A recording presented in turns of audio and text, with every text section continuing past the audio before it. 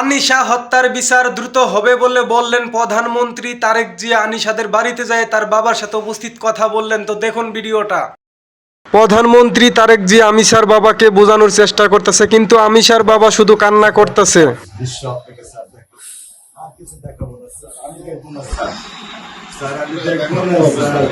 এটা নিয়ে আমি সারা জীবন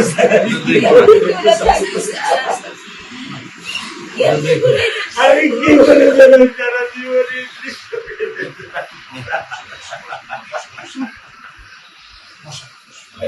আমার এই দৃশ্য আমি কি দিয়ে পূরণ করবো? পরিবেশ আমার মেয়ে দুটাকে আমি যাইতে পারতে পারতাম বাধা থেকে দিতে পারি। স্যার আপনি আজকে আমার কাছে আসছেন, আমি নিজে স্যার কিন্তু আমার সৌভাগ্য আপনি স্যার বিশ্বাস করবেন না, আমার স্যার 15 বছর বয়স, আপনি মনে করতে পারেন স্যার শেরপুরে লোকের একজন নেতার একটা বাচ্চাও স্যার মারা গিয়েছিলেন। আপনার মনে হয় স্যার হয়তো স্মরণ আছে। ভালোবাসা আর ঋণের কাছে স্যার আমরা ঋণী, কিন্তু স্যার আমার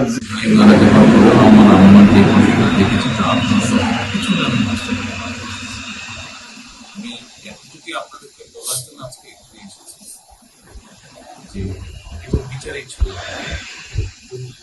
অনেক কথা বলতে কথা আমি বলছি ইনশাল্লাহ এতটুকু বিশ্বাস রাখেন যে আল্লাহ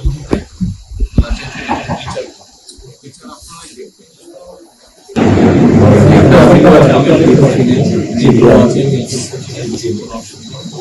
আর আসামিকে ধরা হয়েছে, ব্যবস্থা করা হয়েছে, এরপরে বিচার ইনশাল্লাহ আইন উনিও কন্যা সন্তান, আমিও কন্যা সন্তান, উনিও কন্যা সন্তান। আমরা জানি সন্তানের কষ্টটা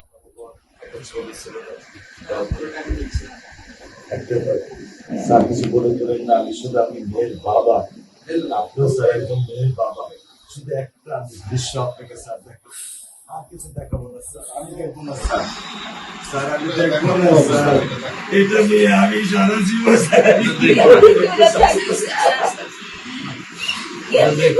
আমি কি করে সারা জীবনে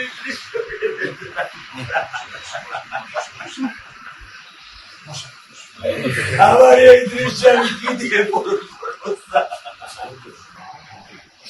আমার মেয়ে শুক্রবারে আমার সাথে মসজিদে নামাজ পড়ে, আমি নামাজ বাসায় পড়ি স্যার, কারণ ও আমার সাথে নামাজ পড়তে পছন্দ করে। 2 ওয়াক্ত নামাজ আমি ওকে নিয়ে স্যার আমার বাসায় পড়ি স্যার। আল্লাহ আমি জানি না আল্লাহ তাআলা আমার কোন পরীক্ষা ফেলেছে, এই দুঃখ এই কষ্ট মৃত্যু ছাড়া আমার আর কোনো শেষ নেই স্যার, আর কোনো শেষ নেই। আপনার দায়িত্ব মাননীয় প্রধানমন্ত্রী নেবে, আমাকে তো আপনাদেরকে শক্ত হতে হবে, তাই না? আপনার তো বড় মেয়েটা রয়ে গেছে, এখন তো ওর জন্য আপনাদেরকে শক্ত থাকতে হবে স্যার। সত্য কথা, আমি যখন ওকে ভ্যানে পাঠাই আমি খুব বল পাই, আমি কালকে বলে দিচ্ছি যে আমি আর ভ্যানে দিব না, তুমি প্রতিদিন ওকে রিস্কায় নিয়ে যাবা, রিস্কায় করে নিয়ে আসবা। আমি ক্লান্ত স্যার, 10 বছর বয়স থেকে স্যার অবহেলা পেতে পেতে পেতে পেতে স্যার আমি আর নিতে পারতেছি না স্যার। আল্লাহ আমার ভাগ্যে দিচ্ছে, আমি কি করবো কি করবো?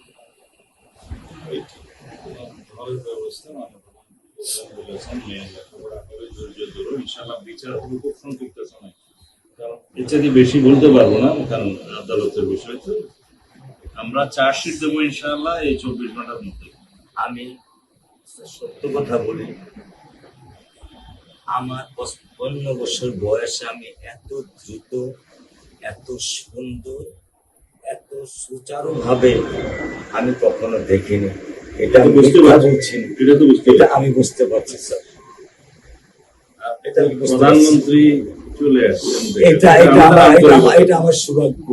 আমি সত্যিকার ভাবে স্যার আমি বলি, আমি এটা স্যার প্রত্যাশা করিনি যে আপনার মতো মানুষ আমার এই 10,000 টাকার একটা ফ্ল্যাটে স্যার আপনি পা রাখবেন, কিন্তু এই বিশ্বাস ছিল যে আপনি 8-10 জন না, যে মানুষ ট্রাফিক সিগন্যালে দাঁড়িয়ে থাকে, নিয়ম মেনে চলে, সে মানুষকে বুঝতে স্যার আমার এইটুকু বয়সে স্যার যথেষ্ট স্যার। ইনশাআল্লাহ স্যার, কোন আপনি কি বলতে থাকবেন?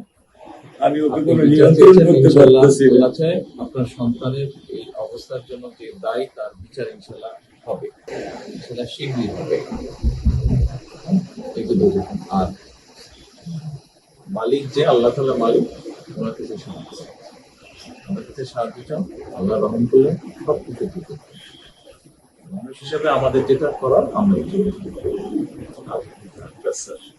স্যার মিরপুর 10 নম্বর আইডিয়াল স্কুলে ক্লাস 9 এ পড়েছে। টোটাল ওগুলা নিয়ে চিন্তা করবেন না, ওগুলা ইনশাআল্লাহ ব্যবস্থা। আপনি যখন যেহেতু বলেছেন, আপনি আপনার কষ্টের কথা বলেছেন, সেই ব্যাপারে আমরা যেটা আমাদের পক্ষে সম্ভব ইনশাআল্লাহ আমরা করব। আপনি কিছু বলবেন? বল। না, আমার স্বামী যেটাই বলছে এটাই আমার চাওয়া। স্যার আপনি আমাদেরকে একটু মেহরবানি করে আমাদের খেয়াল রাখবেন, মেহরবানি করে যেন। আমরা প্রথমে সবচেয়ে আগে যেটা এই মুহূর্তে আমরা করতে চাই সেটা হচ্ছে যে এই অন্যায়ের সাথে যে জড়িত তার বিচার আমরা আগে করতে চাই, জি স্যার, তার বিচারের ব্যবস্থা আমরা আগে করতে চাই। জি স্যার, এইটা আমরা আগে প্রথমে করতে চাই। জি স্যার। আপনাদেরকে শক্ত থাকতে হবে, ধৈর্য ধরতে হবে, ওর দিকে তাকিয়ে শক্ত থাকতে হবে। এক সন্তান আল্লাহ নিয়ে গেছে, আরেক সন্তান আপনার কাছে আছে, ওর কথা মনে করে আপনাদের শক্ত থাকতে হবে, ওর দিকে তাকিয়ে। ঠিক আছে? জি। চলে আসুন, হ্যাঁ ভাই, চলে আসুন, আজকে চলবো। প্রিয় দর্শক, ভিডিও ভালো লাগলে অবশ্যই শেয়ার করে দিবেন, লাইক কমেন্ট করে আপনাদের মূল্যবান মতামত জানাবেন। আর এরকম ভিডিও পাইতে চাইলে অবশ্যই আইডিটি ফলো করে রাখবেন। ধন্যবাদ।